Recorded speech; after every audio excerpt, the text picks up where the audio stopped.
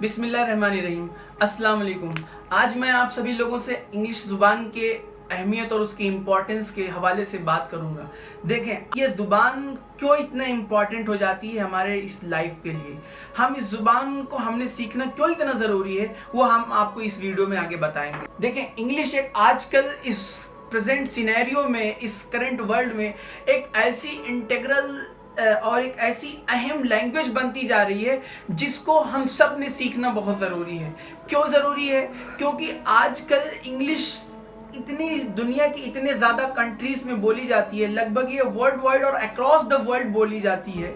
ये दुनिया के हर रीजन में, हर कंट्री में आपको इंग्लिश स्पीकर मिल जाएंगे।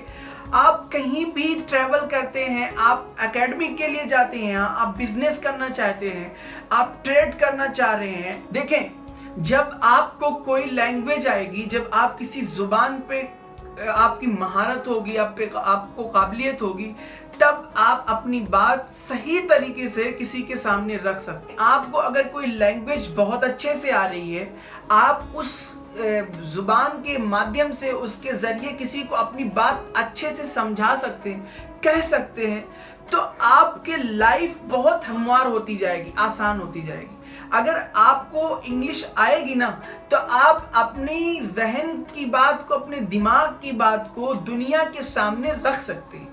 अगर आपको इंग्लिश आ रही है, अंग्रेजी ज़ुबान आ रही है, तो आप अपने मुल्क का एक सही चेहरा दुनिया को बता सकते हैं। आप दुनिया के नॉलेज को यूट्यूब और इंटरनेट के थ्रू एक्सेस कर सकते हैं, उसको अपने यहाँ गेन कर सकते हैं। तो ये ज़ुबान, जिस तरह से ये प्रेजेंट सिनेरियो और करंट वर्ल्ड का जो एक सिस्टम बनता जा रहा है कि दुनिया की जितने ट्रेटीज हैं, जितने कन्वेंशंस हैं, जितने कॉन्ट्रैक्ट हैं, जितने रूल्स एंड रेगुलेशंस हैं, चाहे वो यूनाइटेड नेशन हो, चाहे वो WHO हो, चाहे वो WTO हो, ये सब ऑलमोस्ट इंग्लिश में इनकी प्रोसीडिंग होती है, इंग्लिश में इनके कन्वेंशन साइन होते हैं। और इंग्लिश यहाँ की एक कस्टमरी रूल बन गई है कि जो भी चीज़ें इंक्लूड की जाएंगी इंटरनेशनल लॉ में, वो इंग्लिश में होंगी।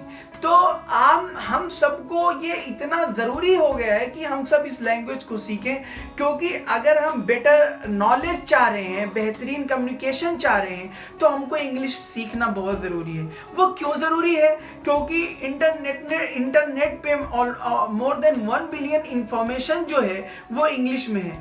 दुनिया का कोई भी इंफॉर्मेशन है, उसका एक ट्रांसलेटेड वर्जन आपको इंग्लिश में मिल सकता है।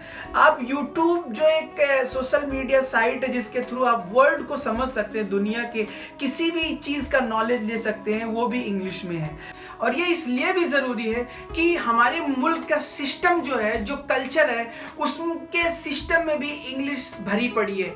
आप जब हमारे गवर्नमेंट कोई लॉ बनाती है, कोई ट्रीटी साइन करती है, या वो हाई कोर्ट का प्रोसीडिंग हो या सुप्रीम कोर्ट का प्रोसीडिंग हो, हमारे कॉन्स्टिट्यूशन का प्रोविज़न है आर्टिकल 348 आर्टिकल में ये बाकायदा संविधान कहता है कि जो सुप्रीम कोर्ट और हाई कोर्ट की बहस होगी, प्रोसीडिंग होगी, वो इंग्लिश में होगी। तो हमारे देश का जो कल्चर है, जो सिस्टम है ना, वो इंग्लिश की तरफ ज़्यादा झुका हुआ है।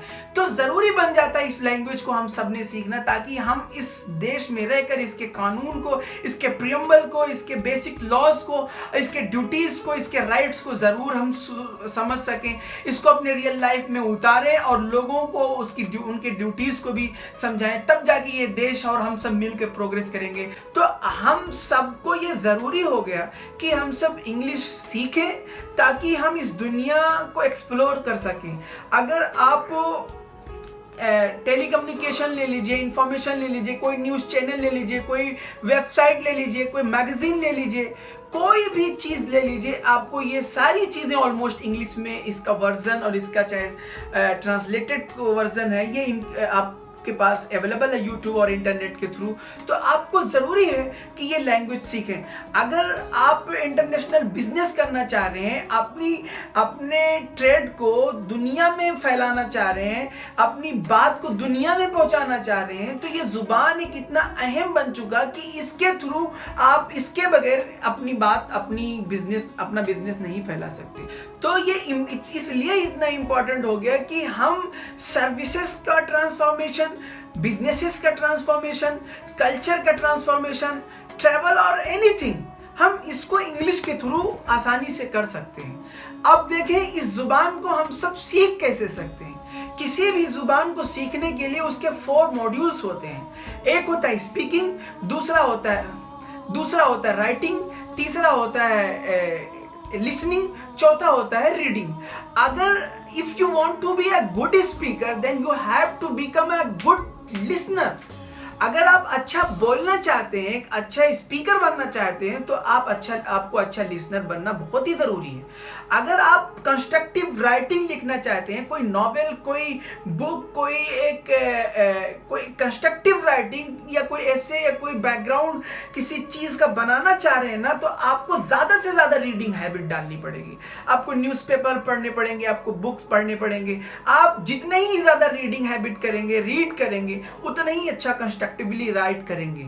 अगर आप बाहर पढ़ने की नीयत से कहीं जाना चाह रहे हैं तो ये अंग्रेजी जुबान आपको आना बहुत ज़रूरी है। तो हम सबको चाहिए कि हम इस जुबान को अपने रीजनल लैंग्वेज के साथ साथ इस जुबान को भी अहमियत दें। देखें, ये सारी इस बातें मैं आपसे इसलिए कहना चाहता हूँ कि जो एक हमारे प्री स्कूल लेवल में जो बच्चों को एक रीजनल लैंग्वेज में एजुकेशन देने की बात हो रही है, एजुकेशन हम दे रहे हैं, वो ठीक है। रीजनल लैंग्वेज जो है वो हमारा एक कल्चरल असेट्स है, उसको हमने नहीं खोना कभी भी।